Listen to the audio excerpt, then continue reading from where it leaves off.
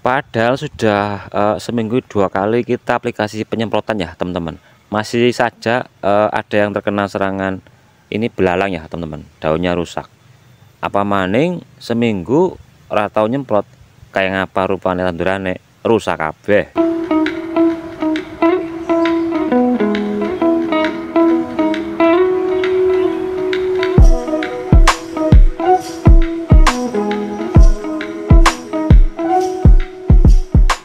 Assalamualaikum warahmatullahi wabarakatuh. Halo, saya Dulur Tani. Jumpa lagi dengan saya Bang Amel. Dan kali ini kita masih berada di lahan polybag untuk tanaman terong, untuk varietas suplemen ya teman-teman, dari produk Cap 11. Dan terima kasih buat jenengan semua yang sudah hadir. Jangan lupa saya doakan semoga jenengan semua selalu sehat lah ya, dan berkah rezeki. Kalau ada pertanyaan, Bang, kok dari kemarin di lahan terong terus arep nggawe video lombok, orang duwe tanduran lombok, wingi nandur sedikit mati kabeh dan terus soalnya. Dan kegiatan hari ini yang kita lakukan adalah aplikasi pupuk kedua untuk usia tanaman 10 hari setelah tanam ya teman-teman. Dan buat jenengan sedulur petani terong yang mungkin masih pemula dan masih bingung terkait aplikasi pupuk yang kedua untuk tanaman terong di awal tanam, yaitu di usia 10 hari setelah tanam, mungkin video ini bisa menjadi referensi dan juga motivasi buat jenengan. Soalnya nek aplikasi pupuk di awal tanam di 1 hari setelah tanam sampai 10 hari setelah tanam, nek salah pupuk dan dosis tandurane mati kabeh, terutama di musim penghujan ya teman-teman. Dan tidak usah berlama-lama, yuk kita bareng-bareng belajar.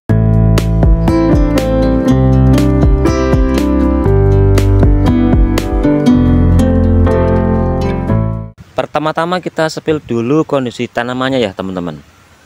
Untuk usia ini 10 hari setelah tanam. Dan untuk varietas sendiri suplemen dari produk Cap 11. Bukan nasi hurung ngerti. Dan sampai di 10 hari terlihat sehat dan juga subur ya teman-teman.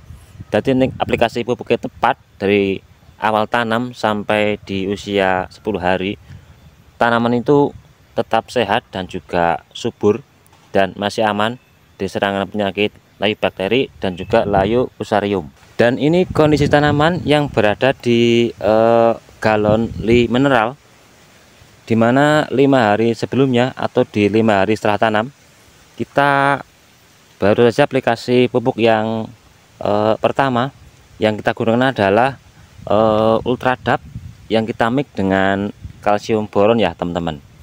Dan untuk saat ini masih aman untuk serangan busuk batang dan juga busuk daun dan juga bercak daun, masih mulus lah ya. Dan bisa dikatakan untuk pertumbuhan ini rata ya teman-teman. Anginnya banter banget. Kalau cara menanam dan perawatannya kita benar, itu untuk tanaman tidak mudah terserang penyakit, terutama virus ya teman-teman, seperti virus Gemini ataupun kuning bule. Dan kalau bisa buat teman-teman petani terong yang masih pemula, jika menanam terong usahakan pilih benih yang bagus ya teman-teman, ya jenis hibrida dan tahan virus. Kalau yang benih abal-abal itu nanti di pertengahan umur kalau terserang kutu kebul itu mudah yang namanya kuning bule ya teman-teman. So kita sepeda tukul anu dan basi. Padahal sudah seminggu 2 kali kita aplikasi penyemprotan ya teman-teman, masih saja ada yang terkena serangan ini belalang ya teman-teman, daunnya rusak.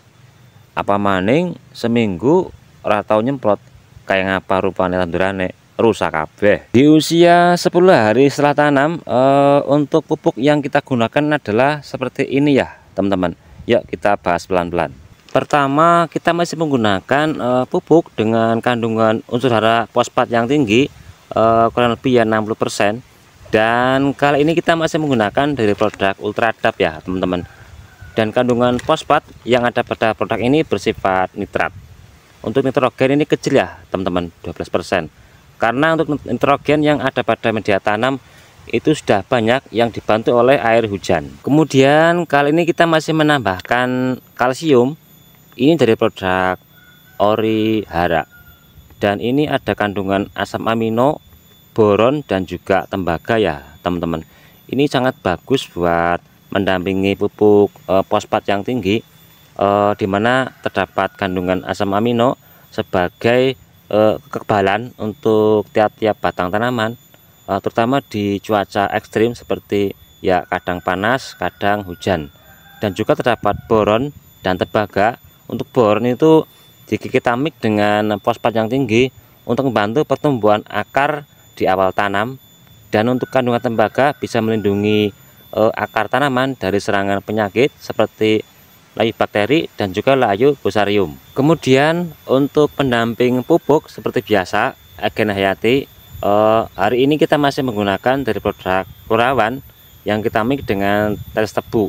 Dan fungsi dari pendamping Agen Hayati seperti ini sebagai pelindung media tanam ya teman-teman, dari bakteri negatif seperti jamur patogen dan juga jamur nematoda. Dan buat teman-teman yang mungkin mau mencoba racikan ini, untuk produk pupuk itu enggak harus seperti yang saya gunakan ya teman-teman. Semisal untuk pupuk fosfat itu jangan bisa gunakan selain Ultradap itu kayak yang cair itu Modern Pool juga bisa. Untuk kalsium juga bebas ya teman-teman, ya seperti 999 terus Diana dan lainnya, enggak apa-apa, enggak harus seperti yang saya gunakan.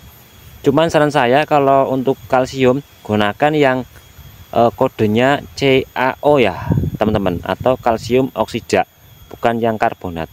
Kalau yang oksida seperti ini itu tidak mempengaruhi kandungan nutrisi pada produk pupuk lainnya ya teman-teman. Kemudian untuk takaran air yang kali ini kita gunakan, kita masih menggunakan kurang lebih 15 liter ya teman-teman, dengan dosis pupuk yang pertama untuk Ultradap masih sama seperti yang kemarin ya teman-teman. Kita akan menggunakan kurang lebih 4 sendok makan.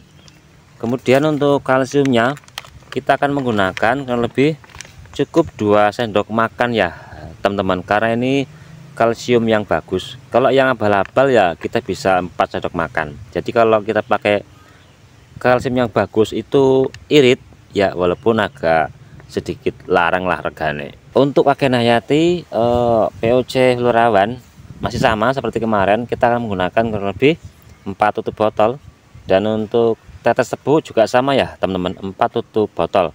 Semuanya untuk takaran air kurang lebih 15 liter.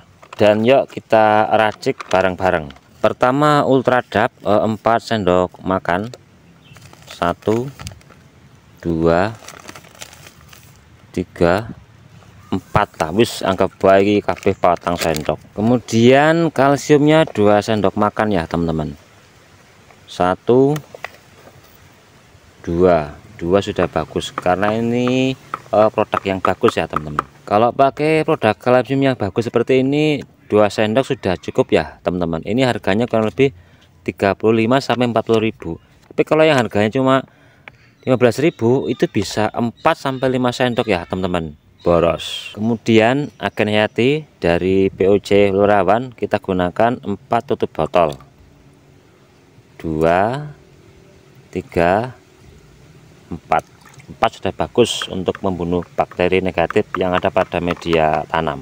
Kemudian tetes tebu ya teman-teman, 4 tutup botol, 2 3 4 sudah bagus untuk mendampingi Agen Hayati supaya lebih kuat bertarung melawan agen bakteri positif bakteri negatif yang ada pada media tanam. Ngomongnya ora jelas, belum ngopi Pak ya. Kemudian seperti biasa kita aduk sampai merata ya teman-teman, supaya saat aplikasi pupuk bisa rata untuk tiap-tiap batang tanaman yang kita aplikasikan. Untuk aplikasi pupuk yang bagus itu di pagi hari ya teman-teman, jam 6 pagi sampai jam 9 ya. Kalau sore habis asar enggak apa-apa, yang penting tidak hujan. Tapi saran saya kalau bisa di pagi hari ya teman-teman, terutama di musim penghujan seperti ini. Untuk dosis aplikasi pupuk 50 ml sampai 100 ml ya teman, itu sudah bagus untuk tanaman di awal tanam. Segini sudah bagus, sudah kental untuk tiap-tiap batang tanaman. Dan usahakan jangan sampai terkena daun ataupun pupus daun ya teman-teman, karena pupuk ini mengandung kimia. Jadi kalau terkena pupus tanaman itu pertumbuhan pupus baru akan terhambat. Buat teman-teman petani yang memiliki hobi berkebun skala rumahan, untuk versi organiknya, untuk pupuk fosfat itu bisa diganti dengan rendaman abu dapur. Kemudian untuk kalsium bisa diganti dengan kapur dolomit, dan untuk asam amino bisa diganti dengan air cucian daging ataupun cucian ikan ya teman-teman. Dan semoga ini bisa menjadi satu info dan juga motivasi. Untuk video kali ini kita cukupkan dulu ya teman-teman. Utang wis ngelih urung sarapan, dan kita sambung di video berikutnya. Dan mudah-mudahan video kali ini bisa bermanfaat dan bisa memberi motivasi buat jenengan semua. Dan terima kasih buat jenengan semua yang sudah hadir, dan sukses lah ya selalu buat jenengan.